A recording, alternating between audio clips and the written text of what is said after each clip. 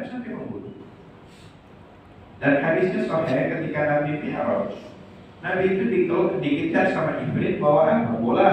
Bola api yang mau dilemparkan kepada Nabi, dan itu nyata.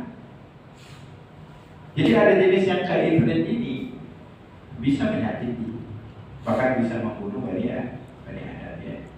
Baik. Ya cuma bagaimana bentuknya, jenisnya, spesifiknya, ya nggak tahu juga itu gimana. Cuma ini Nabi memberikan bentuk pencegahan, jangan sampai kita disakitin oleh mereka, Jadi ada juga larangan untuk membuang air panas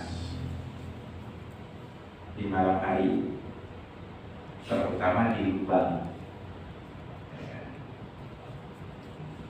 Bakal dijelasin juga, lubang itu tempat jin.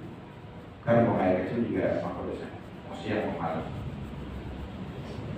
Kalau air yang tenang itu permukaannya tempat jin di malam hari ya, kalau siang. Kalau lubang itu baik malam atau siang, maka ada larangan juga di sana. Jadi ada orang yang habis itu demam, habis itu sakit, semua. Cuman larangan itu ada di dalam hadis. Masalahnya mereka ini nggak tampak dan gerak-geriknya juga kita nggak bisa deteksi. Makanya langkah pencegahan itu yang lebih efektif ya. Cuman nggak semua itu dikaitkan dengan mistis ya, nggak semua. Begitu juga penyakit ya. Akan tetapi kemungkinan itu ada kalau di dalam hadis. Yang paling bahaya lagi yang tak percaya dengan jin, nggak bisa karena disebutkan dalam Al-Quran. Mau dihapus di dalam hadis, di dalam Quran. Ya. Ada surah namanya surah Al-Jin, namanya surah Al-Jin. Ada jin yang ketemu dengan Nabi dan dia mendengar bacaannya Nabi. Di surah Qaf dijelaskan juga. Ketika Nabi pulang dari Taif, setelah dakwahnya tidak berhasil di sana, dan itu diabadikan di dalam Al-Quran. Ini bahaya ya, murtad orang yang membeli jin. Jin itu moyangnya iblis. Syaitan itu sebenarnya bukan nama makhluk, nama sifat. Dalam Quran, minasyayatin al-jin wal insi ajma'in. Dari syaitan, bangsa jin dan manusia. Ya. Jadi syaitan itu lebih kepada sifatnya, dan ini menjadi baik jin dan manusia. Cuman anak-anak itu manusia kebanyakan lebih banyak muslim kebanding dari manusia jin. Jadi masuk Islam jarang. Karena Datuk sendiri iblis dijualan oleh Allah Subhanahu wa Ta'ala. Baik. Jadi kalau dalam posisi nggak ada tempat lain, ya setidaknya kita berta'awudz. A'udzubillahi minasyaitonirrajim. Bismillahirrahmanirrahim. Kita baca tadi Bismillahirrahmanirrahim. Inni a'udzubika minal khubuthi wal khaba'is. Ini ya, kencing, tempat yang gelam dan yang lain.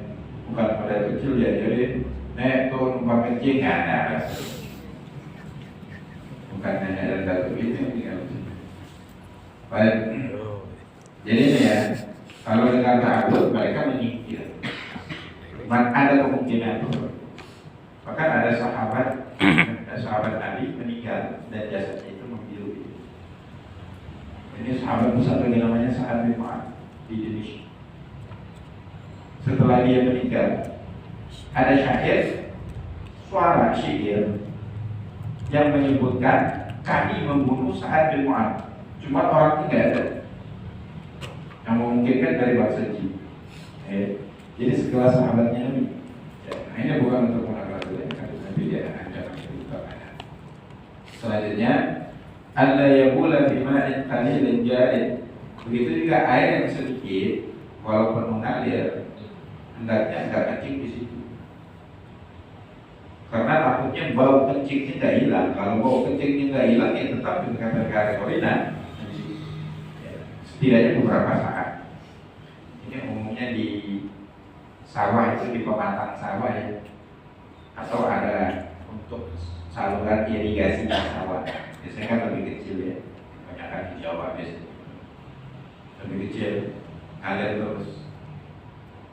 Man kalau habis kencing langsung hilang baunya karena aliran deras, apalagi model di puncak tuh airnya di samping-samping kiri kanan dari mata air terus keluar airnya jernih bersih. Ya. Baik, cuman ada larangan juga setidaknya tempat yang mengalir itu mengalir air kecil itu tidak dibenarkan. Yang kemudian ada yang pula filtering yang masuk. Tidak dibolehkan kencing, apalagi buang air besar di jalan yang dilalui, bukan jalan buntu artinya, di jalan yang dilalui.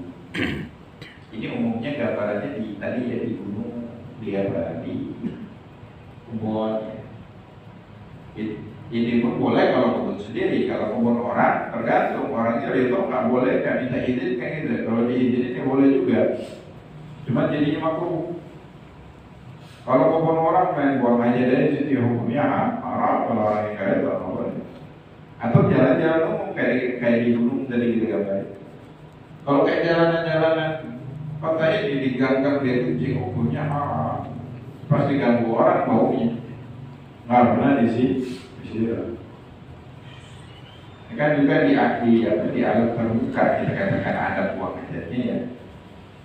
Jadi kalau mau buang hajat jangan di tempat yang orang itu jalan. Kalau di hutan, di kebun, ngomongnya kan banyak tumbuhan liar ya, ilalang dan yang lain. Tempat yang biasa dijalani karena sering diinjak, rumputnya nggak tumbuh mati. Ya. Nah kita kan tahu, dan itu berbekas di tempat jalan. Jangan kencing di sini. Kencing di tempat orang yang nggak jalan, karena aroma ini nggak hilang. Satu, yang kedua kan najis, apalagi buang air besar. Nah kalau buang air besar ini di tempat yang dijalani, hendaknya jangan ditutupin malah. Kalau buang air besar, bagusnya dia gali lubang, baru buang hajatnya, lalu ditutupin. Biasanya kalau pendaki itu dia kasih batang pohon di keranting, dia tancap situ, berarti tahu itu ada orang. Kalau taruh harta karun di situ ya, jadi jangan digali dulu, karena orang aja di situ. Kalau ditutupin, dan ini memang pengalaman orang-orang dulu ya, yang masih buang air besar di kebun, ditutupin daun, pas injak, lengket-lengket, tahu kotoran semua. Itu akibatnya ditutupin kan orang nggak kelihatan, malah nggak dikenalkan. Ini kalau di kota kayak gini ya tergambar. Dulu itu main di daerah hutan, daerah yang jarang berpenghuni, apalagi gunung. Nah, gunung ini tidak berpenghuni, cuma banyak yang mendaki, banyak yang jalan. Nah ada kayak gini wajib ini. Kan Islam itu tidak mengajarkan egoisme ya, harus memperhatikan orang lain. Min'ahu hatta yuhibba li nafsihi ma yuhibbu li akhihi ma yuhibbu li nafsihi. Di dalam beriman, seorang di antara kalian dengan keimanan yang sempurna sampai dia mencintai sesuatu untuk saudaranya muslim sebagaimana dia sukai, disayangi, dicintai untuk diri sendiri. Jadi dia nggak mau kan terjadi kejadian itu pada dirinya sendiri. Seorang muslim tidak boleh ada kepengenan dan keinginan untuk terjadi kepada diri orang lain juga, ya saudaranya muslim.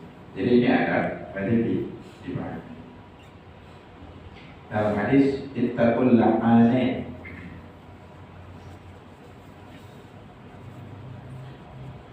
kata Nabi, jauhilah dua laknat. Orang yang buang, laknat yang pertama, orang yang buang hajat di jalan kaum muslimin. Tapi biasanya Allah, saya mau kencing di sini nih, cepat matilah, pendek umur lah, celaka lah, orang-orang macam-macam itu jadi doanya. Itu maksudnya dari doa yang tidak baik itu. Semoga cacat lah seumur hidup, macam-macam kan doanya.